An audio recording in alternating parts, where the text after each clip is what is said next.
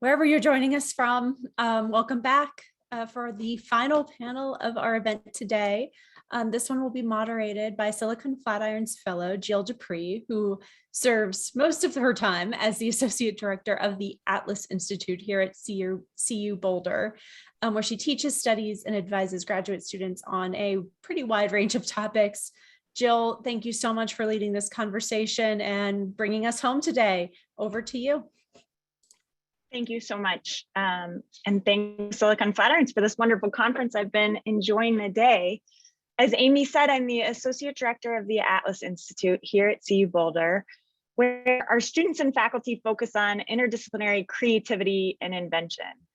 And a couple of years ago, we had the pleasure of hosting Alan Kay, who's a Turing Award winner and did pioneering work on windowing graphical user interfaces and object-oriented programming. And when he toured Atlas and talked with our PhD students, he asked a few questions about the technology, but I was a bit taken aback and also grateful for how confrontational he was in asking questions about and challenging how those students' ideas would impact the world for better or worse. And he specifically referenced Facebook as the sort of greatest evil, and the need to really think ahead when introducing technology. And I'm glad that those questions are a part of the culture here, but it also seemed clear that they aren't always asked in companies. And so I love that Amy brought together this group to explore the question of whether sometimes the Zuckerberg mandate of move fast and break things isn't really the right call.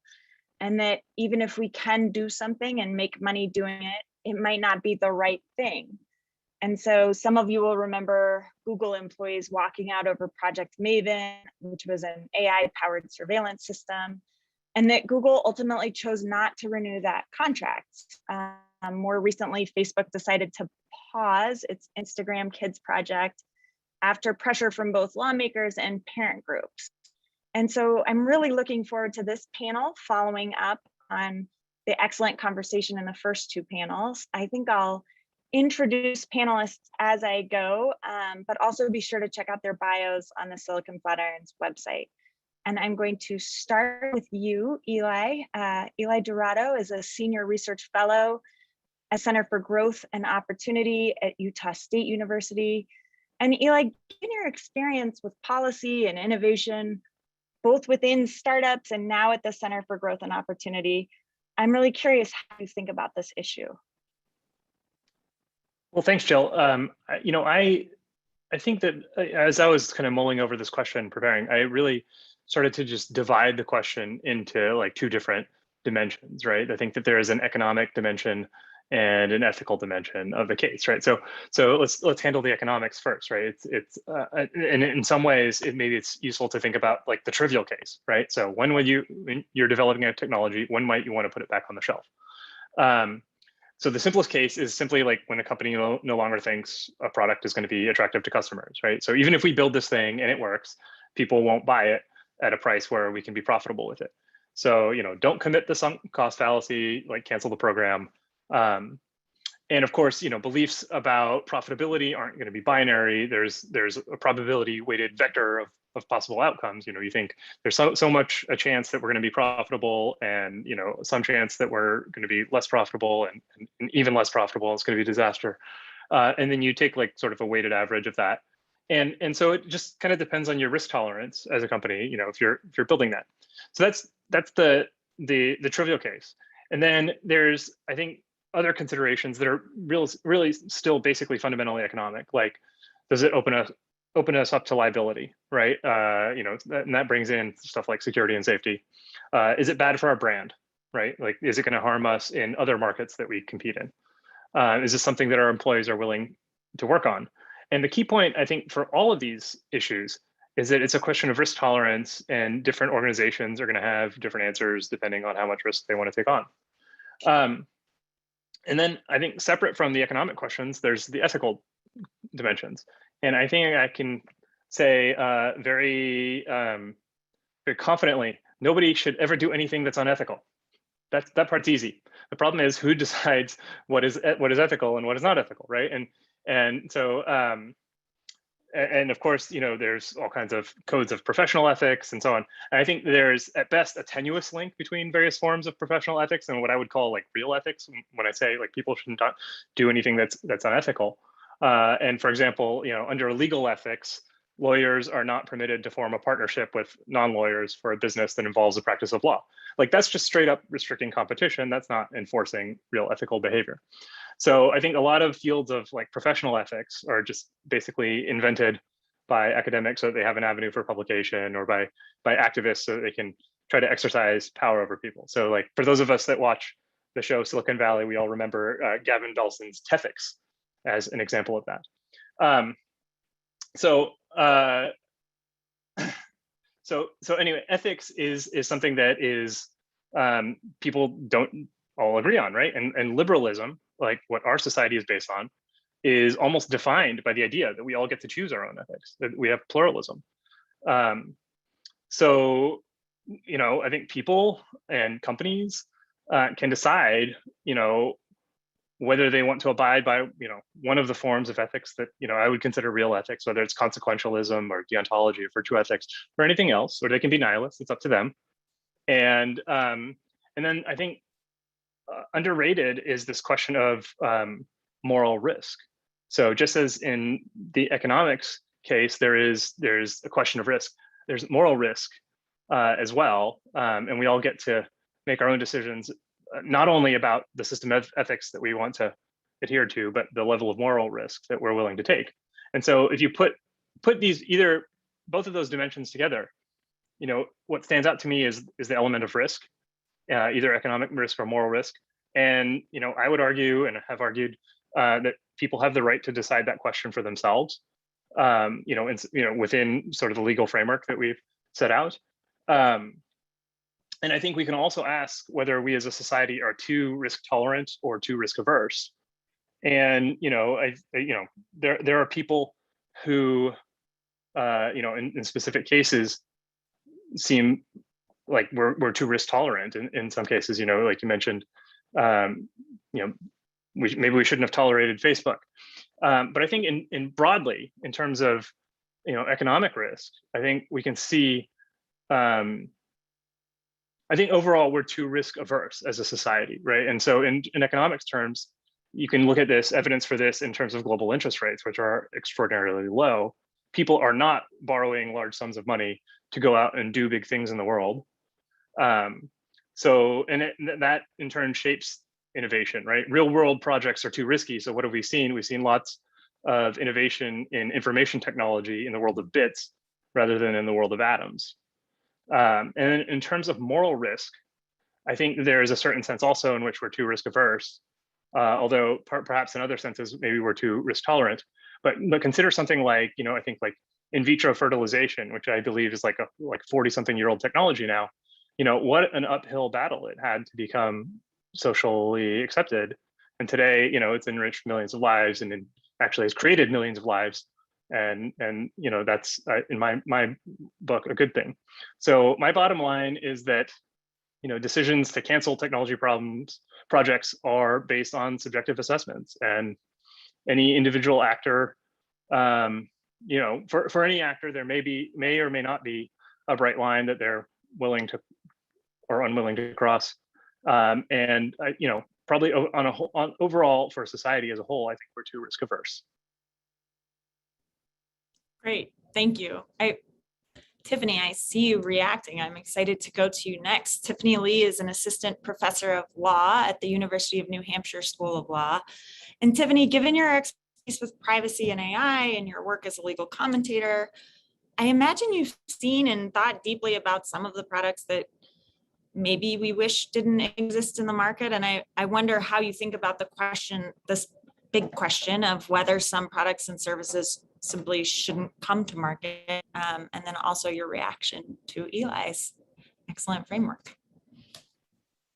Thanks, Jill. Those are great questions to start off with. I mean, I think to start, we have to kind of set a baseline, right?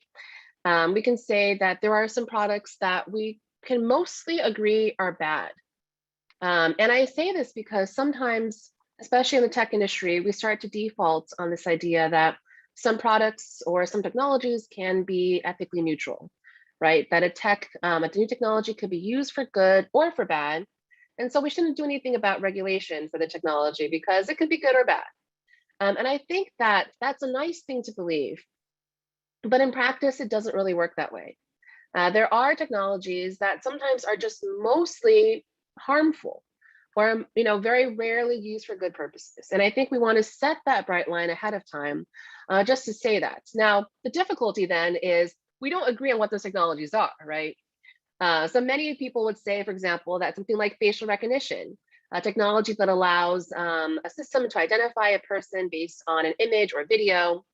Some people would say facial recognition technology is always bad and should be banned outright. Others would say that this technology can have some good uses, right? You could argue that the technology could lead to false arrests. It could lead to people being arrested and even given jail time incorrectly. Others might say that it could lead to us finding or solving cold cases. It could lead to greater safety.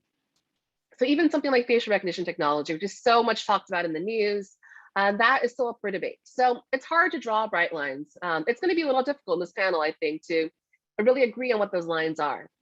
I do want to think a little bit about this question that Eli raised, this idea of whether or not society is too risk averse, because that's interesting to me. Prior to my academic career, I worked for a few years in-house as an attorney in technology organizations. And that was always something that I counseled. And I think it's something that any lawyers in the audience, you've all done this, right? We talk about the risks of new technology. If you are developing a new product, or if your company is launching a new product, or even just a new feature, there are risks and benefits. Sometimes those risks can be legal, sometimes they can be ethical. So for example, if you are launching a product that uses a lot of data, a lot of personal data from your users, one of the first ethical risks is always that that data could get hacked, right? You could lose that data, there could be a data breach. The legal consequence could be data breach notifications, you might get lawsuits. The ethical consequence, though, is harder to determine. And that's where a lot of this analysis gets a little squishy. It's hard to say what the ethical lines are, what's too much risk. I would advise startups to really think carefully, depending on your resources, right?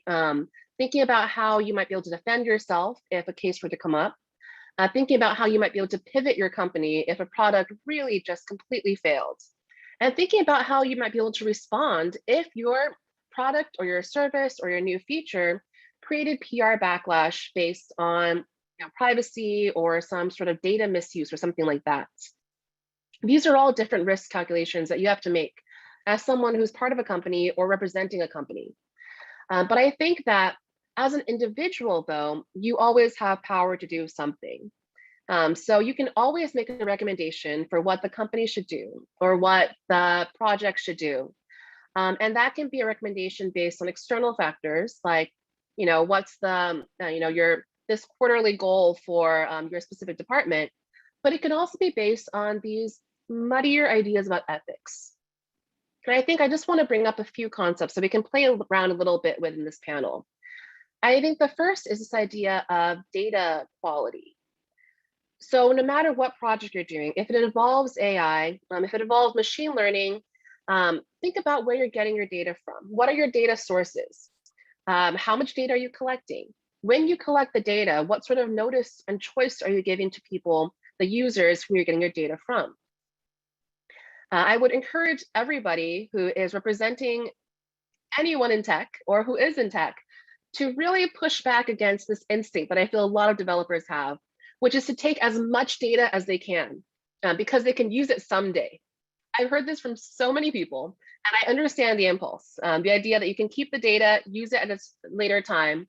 But first of all, this might be violating some laws. The GDPR, for example, has a pretty strict purpose limitation for data being collected. But second, on an ethical basis, there are some problems with that. If you get people to consent to one thing, and then you use their data for another reason, that's ethically questionable. Also, there's, again, greater risk of cybersecurity concerns. If there's a breach, you have so much more data that is at risk of being leaked. So try to push back against that in your general thinking about where the data is coming from and the quality of your data. I think the second thing to consider is really just, have you baked ethics into the product development lifecycle? I think this is really key because regardless of whether or not you ultimately decide to shelve the product or the feature, you've got to make sure that this process is ethical. Because even if this one product fails, the next product is going to come up and is going to have ethical concerns. And you've got to make sure that there are people on your team who are thinking about ethics, people who are classified as, say, privacy program managers, as policy officers. If you are a very large organization or company, you may have people who are actually just ethicists on board. But every single person who's involved in product development, or for example, involved in advertising, which is very data heavy and data driven, should have some training about ethics so they can make these decisions too. Because no matter what your position is, you can't control everything at your organization, but you can encourage other people to take on some of this burden through training, through information, through education. Make sure you have people who are able to bake ethics into the product development lifecycle. And the final thing I would want to encourage you to think about is really consider who's on your team as well. So not only should your product development lifecycle include issues of ethics, it should include everyone thinking about ethics, but you should be hiring people who are able to do this work. And this might mean, for example, encouraging, let's say, undergraduate computer science programs to implement, ethical classes as part of the required curriculum. It could also include looking past the certifications and degrees that people are hiring to see if they've been able to actually fully implement products in a practical level. It could also include asking people questions about ethics during the interview stages. Also, as one general matter that I think we've seen really run into AI ethical concerns, this problem of AI and bias. Many of our automated systems have been exhibiting signs that reflect the biases in society. We've seen examples of, say, paper towel dispensers in bathrooms, not recognizing people with dark skin when they wave their hand under the towel dispenser. That's a small example of an area in which you think maybe if there had been a few more people who had different skin tones on that design team, maybe we wouldn't have run into that issue. So when you think about hiring and you think about inclusion inside your company organization, also remember that there's an ethical choice to be made in how you form your organization. Think about having diverse team members, including people from diverse perspectives on issues like ethics, to sort of help bake in ethics not only to your product development process, but into your entire organization. So just a few thoughts to kick things off. We can get into the more theoretical, difficult decisions about, what is ethics? But I think those are some things I'd like everyone to consider, on the practical level when you're working through these with your own organizations. That's wonderful. Thank you so much. And next I'll go to Austin Chambers, who's an associate at Dorsey Whitney. And Austin, you work with clients on data privacy and security compliance. And I wonder whether and how you ever talk with clients about technologies that might be perhaps too flawed. Oh, I think you're on mute. Oh, and we still can't hear you.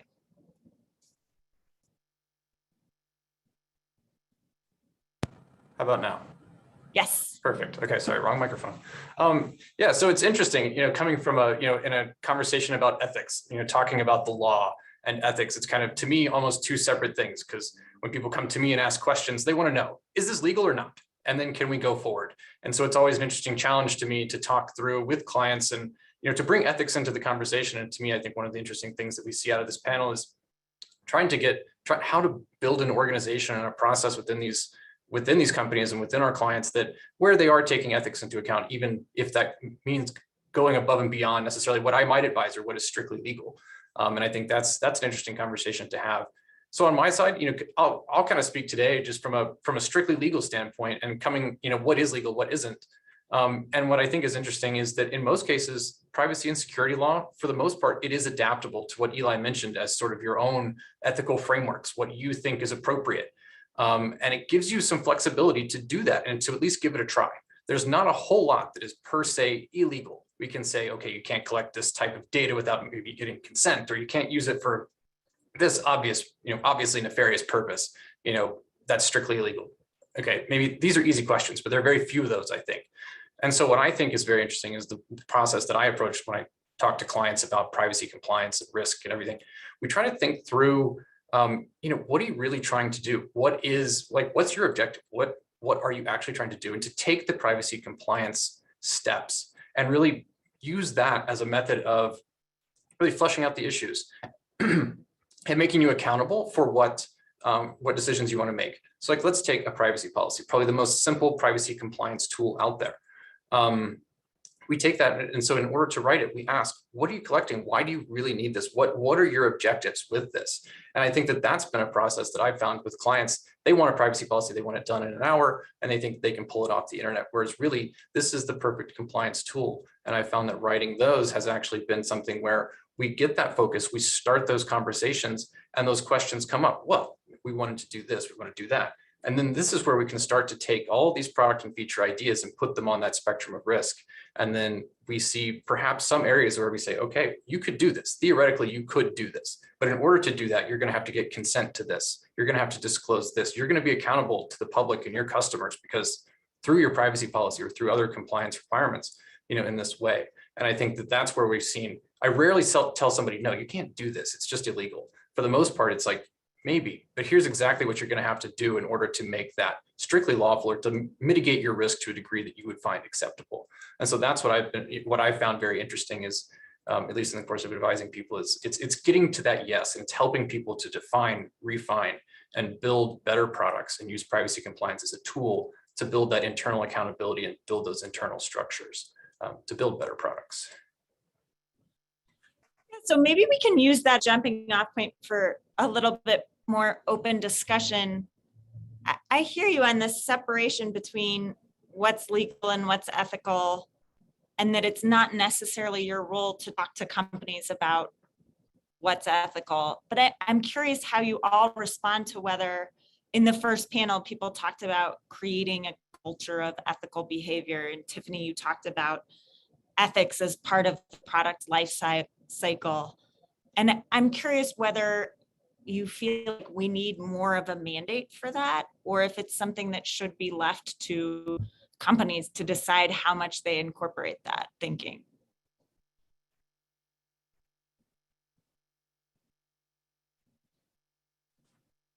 So I think that's an interesting question.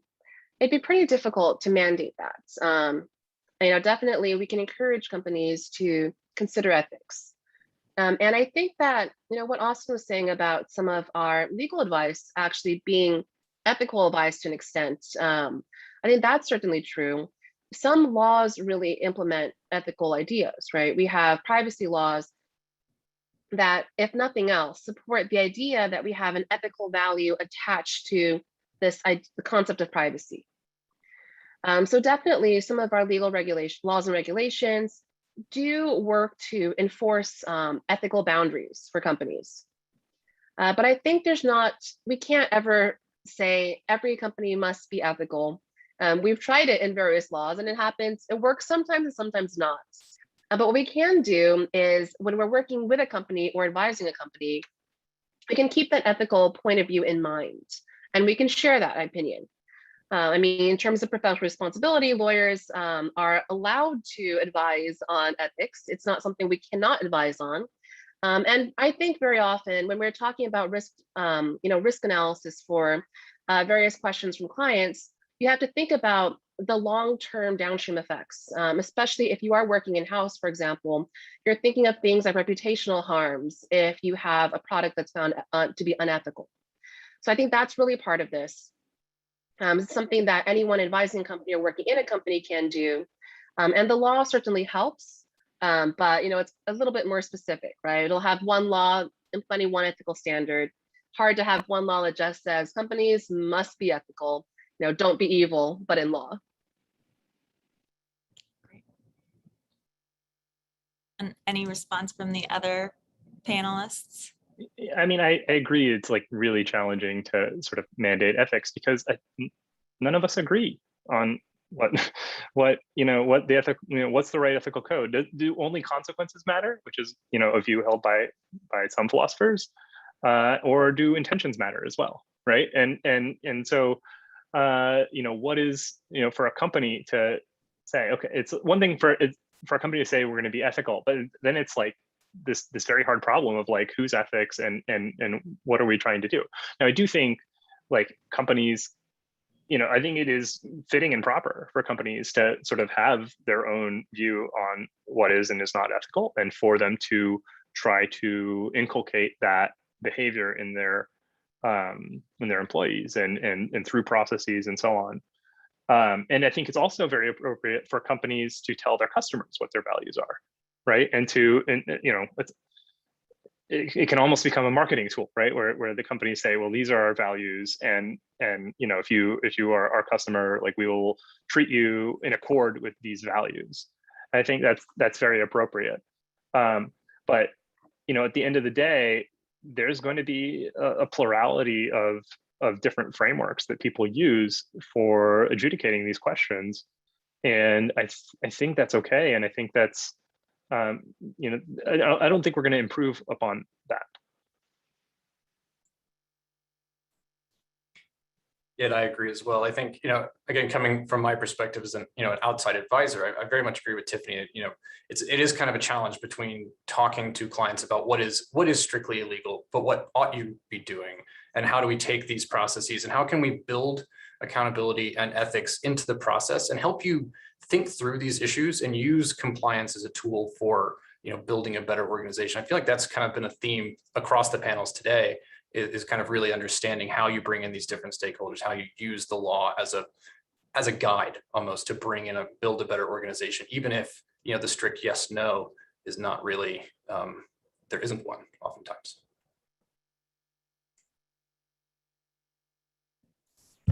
Sorry, I got distracted by the chat.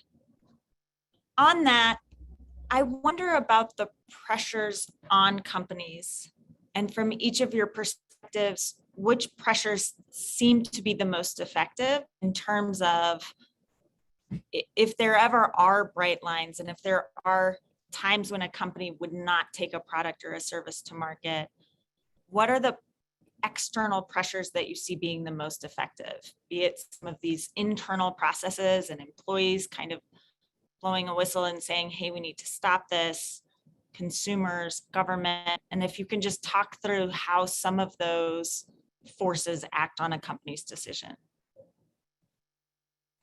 So I can certainly say, for one, that I've seen, and again, I think we've heard a couple of times across the panels, a cost, just pure cost and risk. You can ask, what are you really trying to achieve with this product? And I would say, I've rarely shelved an idea or talked to a client and said, no, don't do this. But what we have done is say, if you're really trying to do this, is this the best way to do it? Is this the lowest risk way to do it? If you're collecting this information, again, it costs a lot to store it. We have to disclose this. We have to go through all these steps in order to collect it. Can we achieve this in a different way? And I think oftentimes that the cost effect is probably one of the strongest. And the next up is reputation. I've seen clients that if you have to put it out there, if you have to get consent, if you have to be upfront and direct about what you're doing, sometimes that's enough for them to reconsider maybe how they go about it, and if they might want to find a more friendly way to do it. So I think transparency in that sense really it does have some power.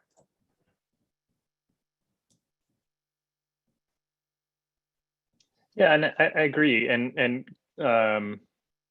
economics can be a tool for ethics in a way, right? Like in the sense of if the customer base has a different view on a question than the company does, well, the company is going to probably have to adopt the view of its customers if it wants to keep them to some extent. So sort of thinking about the bottom line as a tool to sort of check the behavior of companies via the market, I think that works. Yeah, and so I wonder the extent to which, when we're balancing these ideals of innovation and also protecting consumers, whether we want to shift the balance or whether you're all sort of comfortable with where the balance is now. Like, would we want to have more of an economic impact when products go wrong? Or do you worry too much about how that would impact innovation on the market?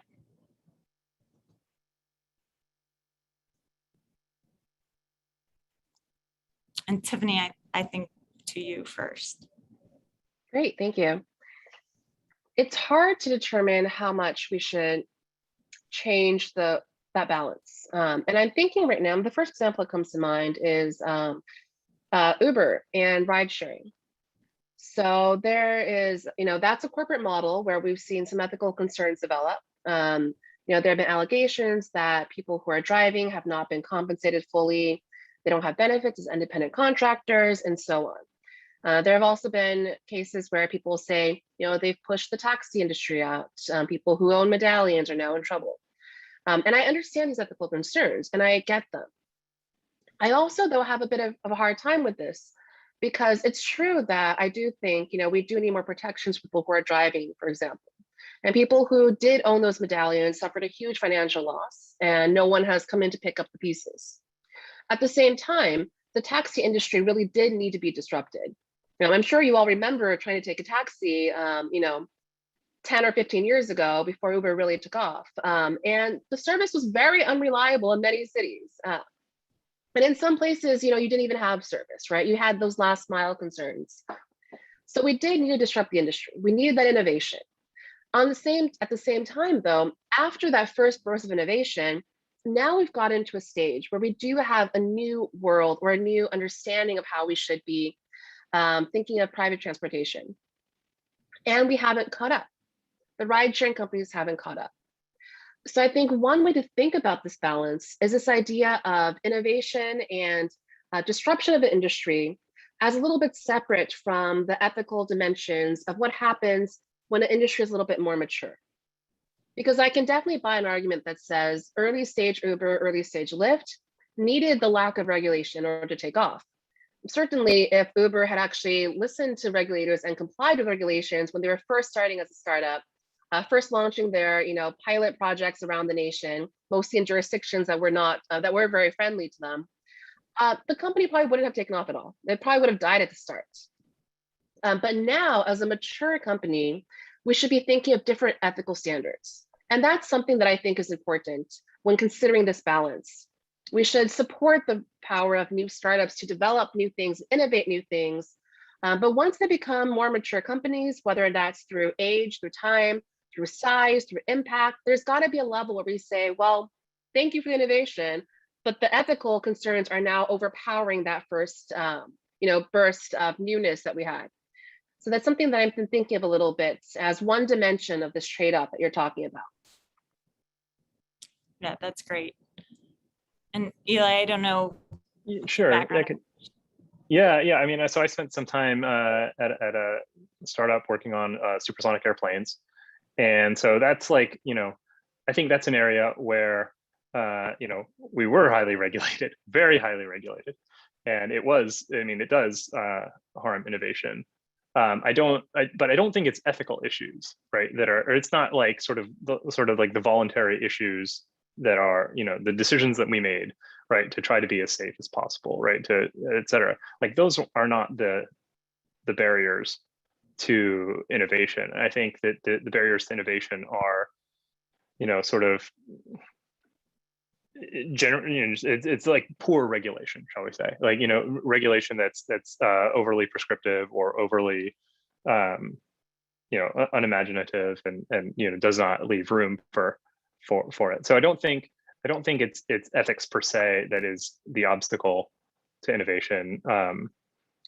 It's for most, a lot of times this focus is on the IT industry, but having come from sort of the world of aerospace and stuff, there's a much wider world of innovation that's not digital, and I think the issues are a little different. Yeah, and I would agree with that overall as well. I think I do see that risk in over-regulation in a sense, but I think kind of premature regulation. I do think that there always needs to be some way to bring accountability, to a company and for their actions and how they handle data and things, which is what I think about most of the time. But I definitely do have concerns that trying to get out too far ahead of it does run that risk of stifling potential innovation and AI in particular. And I'm sure others have more sophisticated thoughts than I do maybe on that particular point, but it's an area where I see a lot of concern today. And I do worry a bit about overregulation as a lot of, our clients are really doing innovative things. And I think, we try to build in good processes. We try to get them to think about these things, but it is uncertain. But of course, at the end of the day, if, they get shut down by regulation, that would be a problem. So. I do want to make a really quick point too. All of this talk about regulation and the threats, if you're advising a company, it's still down to risk tolerance, right? If they're willing to take the risk to go against the current regulation, the current law, go for it, right? That's up to them. If they decide that, the risk that they'll be caught doing something is pretty low, or they're willing to pay the fine, and it's not something that's blatantly, obviously you do not want to advise anything blatantly illegal, but we all know that there are legal gray zones, especially with technology. That's something where it's up to them. It's their risk tolerance. On a lot of these issues on things like AI, things like privacy, cybersecurity issues, sometimes there are those gray zones where you just have to tell the client, it's up to you to think about your own risk. If you want to take that risk, go for it. But here are the potential legal consequences. And what about if you're advising consumers or employees? If you're talking to the people who are either learning about potential new products or the employees who are working on them, what are the areas that you feel like, hey, anything that impacts this is something that I personally wouldn't be part of, or that I would fight against?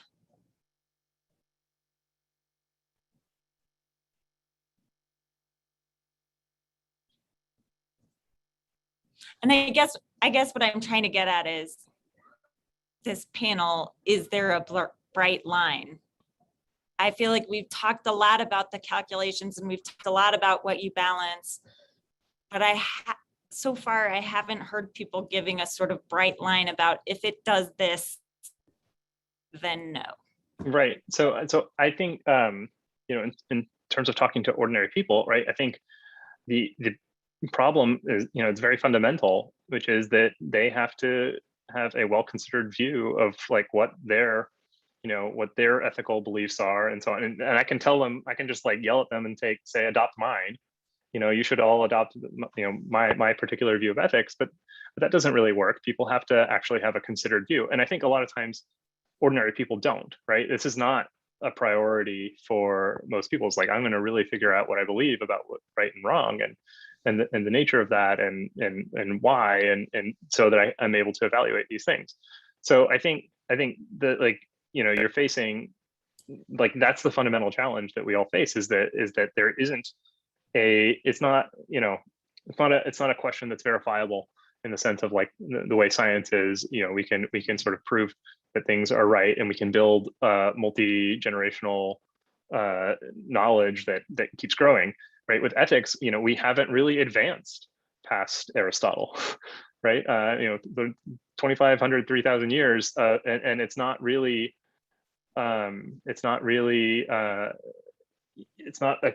kind of body of knowledge that is objective and that grows over time.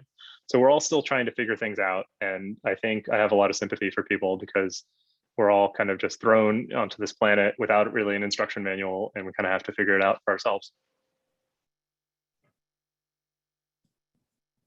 Great, thank you. Yeah, I was going to say it's tough. I think that even in some cases where we say there's a clear bright line about what's good or bad, there are still so many downstream effects of technology that it's hard to determine. And I'll just bring one example. I think that everyone on this panel probably agrees that genocide is bad. Genocide is probably epically bad, right? I'm seeing some nods, good. So that's great. But then what about, for example, if you are a company and you sell surveillance technology to authoritarian regimes, are you contributing potentially to some form of genocide? We don't know. What if you don't even do that? You say, I'm not exporting technology at all. I'm only selling this technology within the US. It won't get there. But because your technology takes off, other people are able to be influenced by your work. or take bits of your design, or even use your products to create their own form of something else, right? That also then has downstream effects of contributing to potential genocide. That's also negative. And if you're representing the company that is making that technology in the first place, that's a really hard question to ask. Is the bright line that you just don't make the tech because it could be misused later? Or is it that you try to maybe bake in some protections? You try to build in a fail-safe of some kind. Is that even possible, right? So I definitely agree with Eli that you can't really draw those lines too easily. And at the same time, if you're representing a company that is working on any sort of tech that could get into questionable ethical territory, you have to somehow help them draw those lines.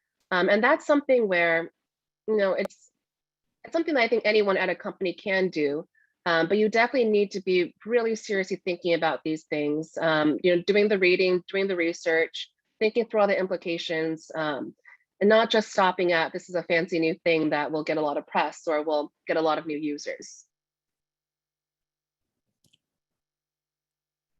Yeah, and I agree with that. I think one of the, I've not worked with a ton of companies that do anything particularly sensitive, but I think one of the fundamental things that I've realized that privacy is a multidisciplinary sort of subject, as is security, right? And so I think one of the important things is, again, it's building that culture. It's bringing all these people into the conversation to have those conversations about what you want to do, where are you going with this, and not making it a pure compliance exercise, but really, working across the organization, developing those relationships. That's been effective for me just from a pure compliance standpoint, but I think it translates very well into building a better organization that is both compliant and I think ethical and able to have those conversations, ask those questions before they become, a very, very serious problem. Okay, that's wonderful. Thank you all. And I think it's time for us to turn to audience questions. And I know there should be a student question following the Wiser rule. And I think, yep, Taylor.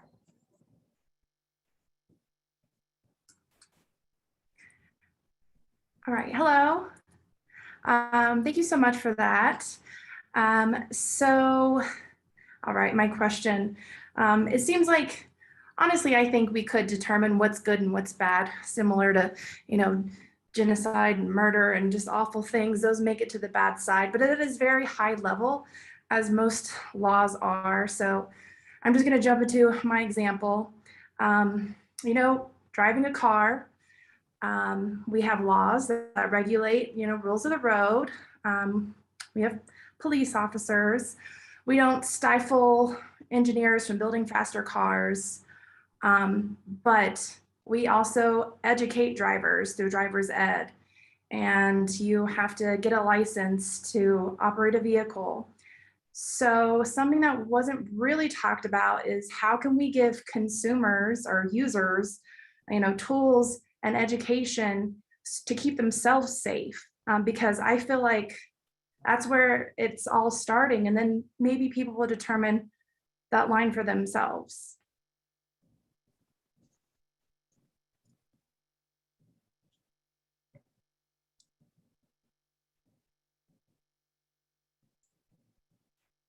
And so I think one of the interesting things, I mentioned earlier, privacy policies are sort of the foundational privacy and compliance tool, but I think transparency and thinking about better ways to do transparency.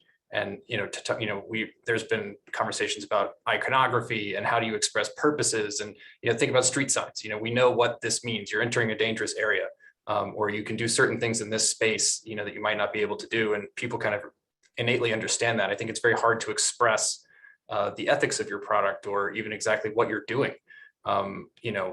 It is challenging, but I think thinking about transparency and coming up with a better way to express these ideas from a company side. And then I think, consumer literacy from technology to, information and everything else is, it's vastly important. We can never underestimate the power of education in a complex world. I think some of these things, frankly, just require true almost education reforms, frankly, just in terms of being able to understand these things. Transparency only gets you so far. I think education would work if people would do it, but people hate that stuff, right? Like when you go I don't know if you've been part of an organization that has like, every 6 months you have to like go change your password or whatever, and they make you like watch it. Like people like absolutely hate that. Like there's like, they do not want to do those trainings, right?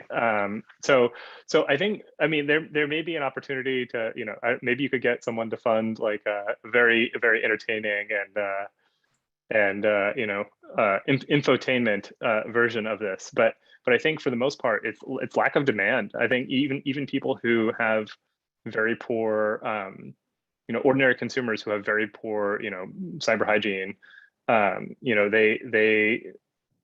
I think they just don't want to be bothered with it, and they're willing to take the risks for it. So I think education like would work as a solution, but there has to be demand for it, and I fear like there isn't. I think there is a demand for privacy, but I don't necessarily think that translates to demand for the sort of education or information gathering that would be necessary to protect your own privacy. I mean, studies have shown even young people right now, a lot of people say, young people don't care about privacy. They very much do.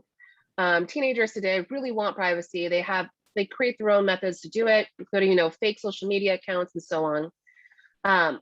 But you're right, that's those steps to understand a privacy policy. Being able to read a privacy policy in the first place is already many steps ahead of many people. And why should people have to be able to understand a privacy policy? Of course, we can advise companies to write very easy, very clear privacy policies, but the average policy is written as a contract, or as a pseudo contract. And many people don't want to read that. So when we think about how to empower individual consumers, I think some of it is still education. We can think of different educational methods. Some regulatory agencies put out, fun, PSA videos and stuff like that. We can try to think about how to translate the desire for privacy into something actionable. So I do like when some writers and newspapers put out something like, here's a guide to all the settings you should turn off on your phone right now. That's very easy and simple for people to do. Or when people talk about these issues in the public sphere, so and public newscasts or so on, or in programs for children. I do think something like that could be helpful, could be empowering. And I think that companies can help too. Privacy policies can be simpler. There can be more settings that people can manage on their own. You should be able to have an opportunity to turn different settings off, to make sure cookies aren't being collected, locations not being tracked, what have you. And at the end of the day, what consumers can do most of all is vote with their wallet. If they really hate a company's practices, they can stop using that company's services or products. And one way to empower them then is to make sure that we have a startup world in which there are competitors. Because right now you can say delete Facebook, delete Instagram, but then where do you go? All your friends are on Facebook and Instagram, right? So that's something else we can think about, how to empower the consumer through allowing them to have more choices. Thanks so much. Thank you. Thanks for a great question, Taylor. And while we're waiting for other people to put questions and answers into the chat, Tiffany, I want to follow up on that idea to ask, when you outlined some of the ways to think about this, your second one was, is ethics part of the product life cycle, the product development life cycle? And I wonder if you see people voting with their wallets for companies that have included that. I don't actually have the empirical research on that. I keep seeing companies try to make it a marketing point. So I would assume that they've done some market research on this. A few years ago, Apple put up huge billboards in some major cities saying things like, we protect your privacy. I think this was around the time right after the Apple FBI case, where they fought against the FBI trying to get into someone's phone. So I do think that companies are using it for marketing. So it must be helpful in some way, I'm guessing. But that's a good point. Maybe people just say they want privacy, but then they still use Facebook, they still use Apple, they still use Amazon, they still use all the tech companies anyway, and they don't vote with their wallets. I think one reason might be that there aren't sometimes other choices. If you don't want to use Apple or Google, what phone are you buying? There are other options, sure, but are there that many options? If you don't want to use any of the major social media platforms, how do you connect to your friends? If you don't want to use Amazon, at this point, in some areas of the country, you really can't buy anything. Like you're stuck with Amazon or Walmart, and that's it. So in the absence of choices, it's really hard to empower people to protect themselves and to align their consumer behavior with their ethics. But that's sort of a much larger systemic issue, and I'm not sure we can solve that just as people advising for or working for tech companies.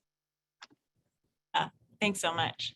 And I think with that example of Apple in particular, right? I think Apple did something very smart, right? They solved for the equilibrium, which is like they knew that in the future they probably wanted to go into health stuff, right? And if they have a reputation for like not caring about your privacy, then no one's going to use their health products, right? Because people are more sensitive about health privacy than other things, right? And so you see Apple going into the health industry with the watch and collecting a lot of biometric data and stuff like that.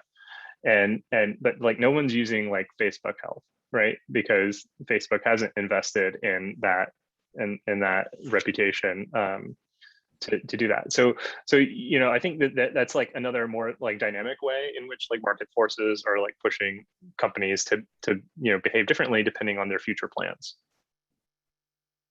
Yeah, that's a great point. Okay, so we have some questions in the Q&A. Michael asks, even if you teach consumers how to read a privacy policy, who's reasonably going to read the microprint 20-page policy to install an app? Should it be regulated like the GDPR? Yeah, so I'll take that one. So, I mean, I think first off, the GDPR does set out standards. And if you want to pick a reason why privacy policies are longer than ever, GDPR is a pretty good reason.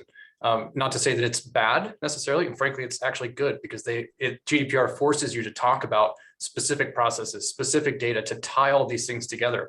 What people used to say and what Google, did for many, many years was talk about things in very, very overarching language. We use your data to improve products and services, which is a great way to say that we mine everything in every way, to sell better ads, fundamentally, and to do all kinds of other stuff that we may or may not know about.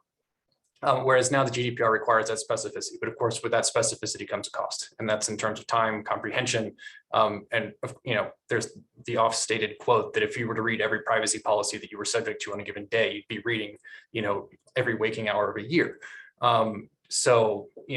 This is why I think it's a challenge, right? Like you want to empower consumers to make the choices themselves, and that's why I think iconography and what Apple's done now, which is try in some way to standardize the disclosures through the App Store with the mandatory sharing disclosures and the data use disclosures. I think it's a difficult problem to solve, but it's still at the core in my mind. If you want that consumer choice, transparency and understanding still are two conditions of that. Thanks. And Liz asks, do you ever see the consumer or citizen having as much voice as the business in this area of technology, ethics, and data privacy?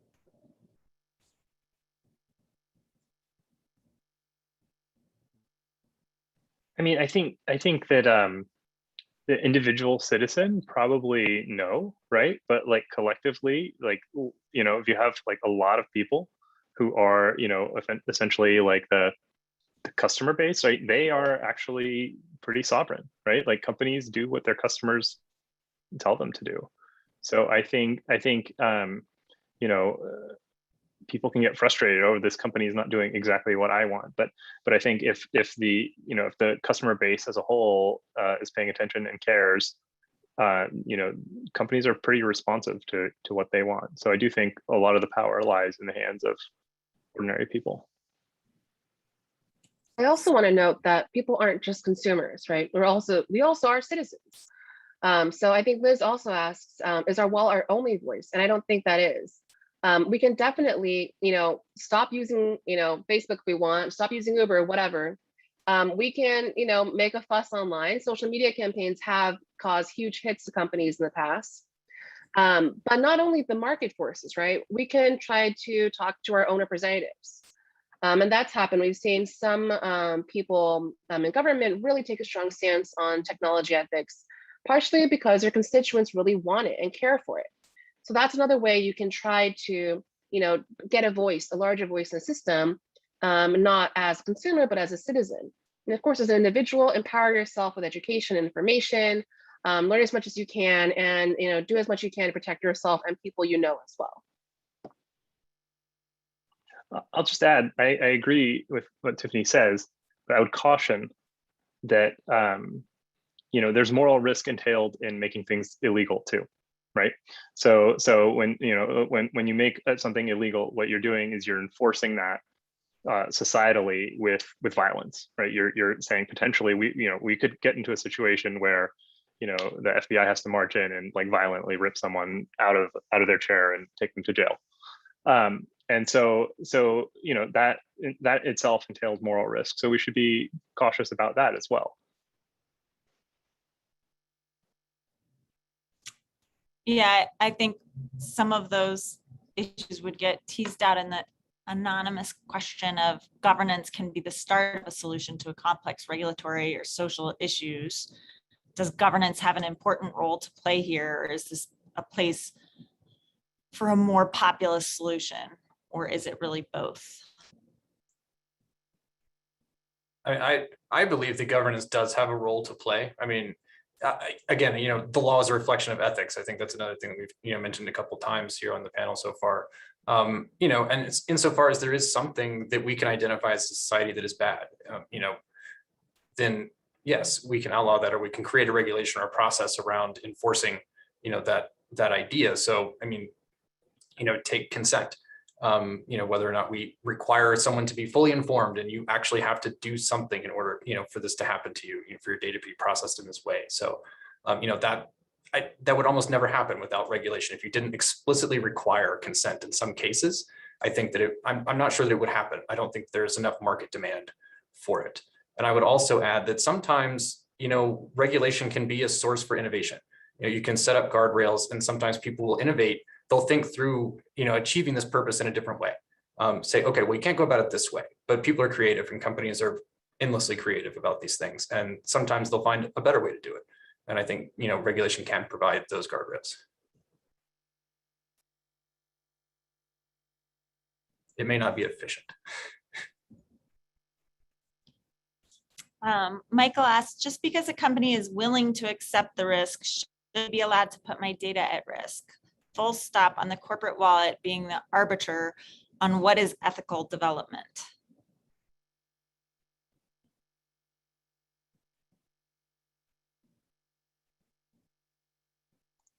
I think that's a larger ethical question, right? Sometimes a company can be fully in compliance with the law, but maybe they're not acting in accordance with what one might consider ethical.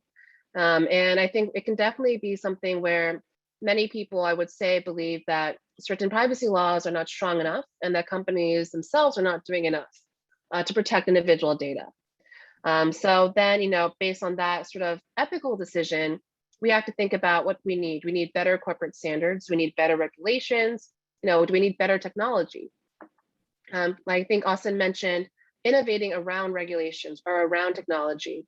We've seen some privacy preserving or privacy enhancing technologies develop specifically to help people still innovate, still use the data, but still protect privacy. So we can argue that there should be more done there. And I definitely see your point. A lot of people, I think, are on your side with this.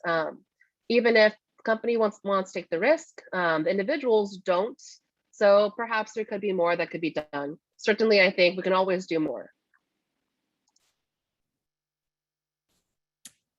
Okay, I think we will end there as we're about out of time, but I just want to thank the panelists so much for continuing the Silicon Flatirons tradition of elevating the debate. I really appreciate your thoughtful and sort of balanced responses to all of the questions. So thank you so much. And thank you to Amy and Silicon Flatirons for putting this on.